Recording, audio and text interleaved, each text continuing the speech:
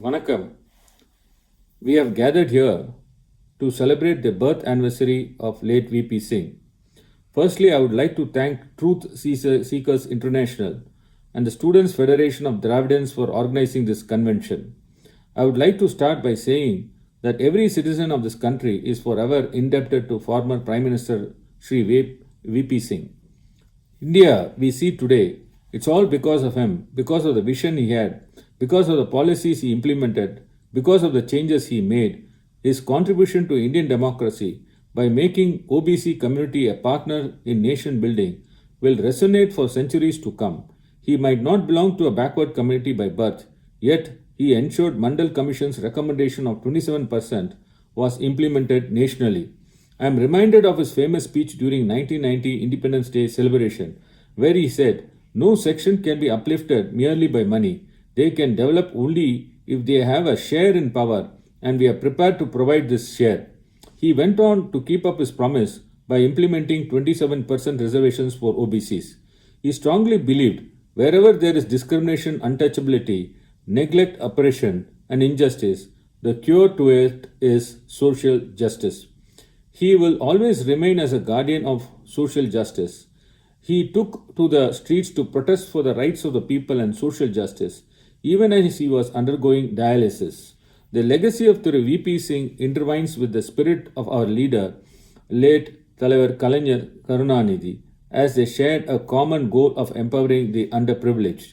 When he was Prime Minister, he visited Chennai for beach rally, where late Kalanyar Karunanidhi put forth the demand of naming two airports in Chennai as C.N. Annadurai and K. Kamaraj, who were the then Chief Ministers of Tamil Nadu.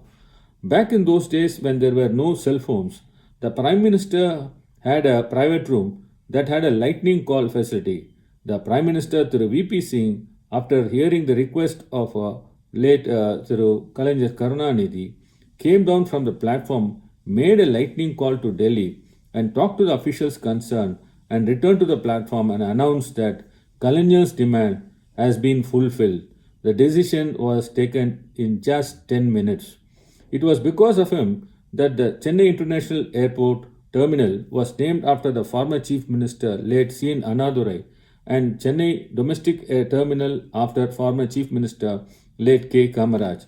Further, he played a key role in the formation of Kaveri Water Dispute Tribunal.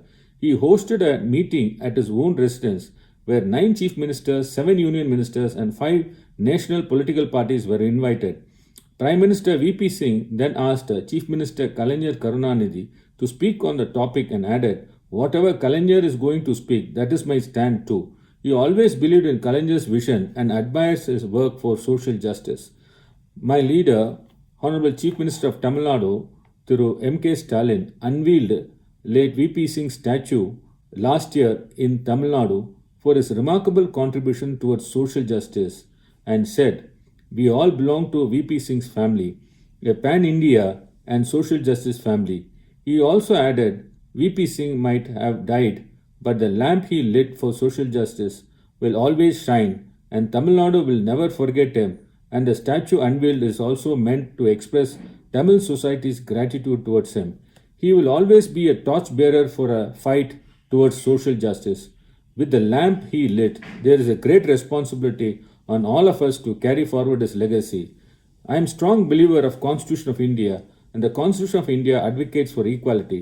This can only be achieved through proportional representation, including representation in private sector as well.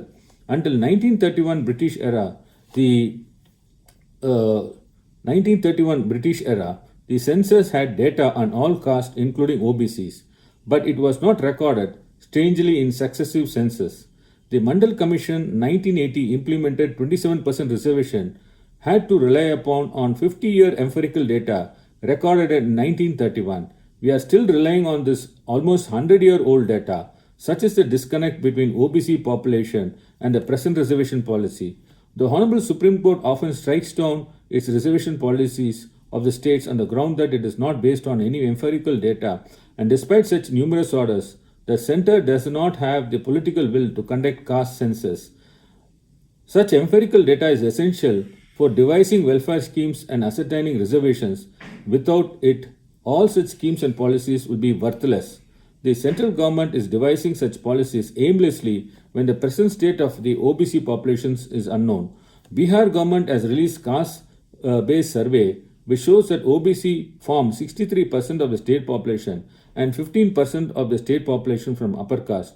However, out of 20.47 lakh government jobs in state, 6.41 lakhs are from upper caste, which is almost 33% representation for upper caste. When they are form only 15% of the state population, this is to be the disparity they are facing, and this need to be changed. Studies have shown that the wealth gap between the upper caste groups and others have increased during the last 30 years of economic liberalization, making it imperative to re-evaluate existing policies based on proportional representation. The government must understand that a caste census is not just about counting numbers, it is also about ensuring equitable distribution among all societal sections. It is about recognizing the experiences of millions who have faced systemic discrimination. It is essential that reservations for the backward classes of citizens be increased in proportion to the increase in their population and shall be made proportionate to the caste census. The cap of 50% needs to be removed, and reservation should be based on proportional representation of the population. The 50% cap was placed without any empirical data and deserves to be removed. Therefore, nationwide caste census is need of the hour to bring the true representation in all sectors.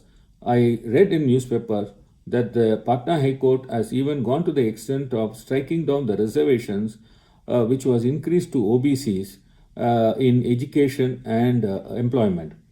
I have also introduced a private member bill in the last budget session seeking to amend Article 15 and 16 of the Constitution to increase the quantum of reservation of socially and educationally backward classes of citizens in proportionate to their caste census. As people here know, DMK and our leader M.K. Stalin has been fighting for the cause of the social justice vigorously over the year. We promise here that we will continue the fight under the guidance of our leader, Mr. M.K. Stalin, leaving no stone unturned until the caste census and proportional representation is implemented. Thank you very much for inviting me and to speak on the birthday celebration of late Thiru V.P. Singh. Vanakkam.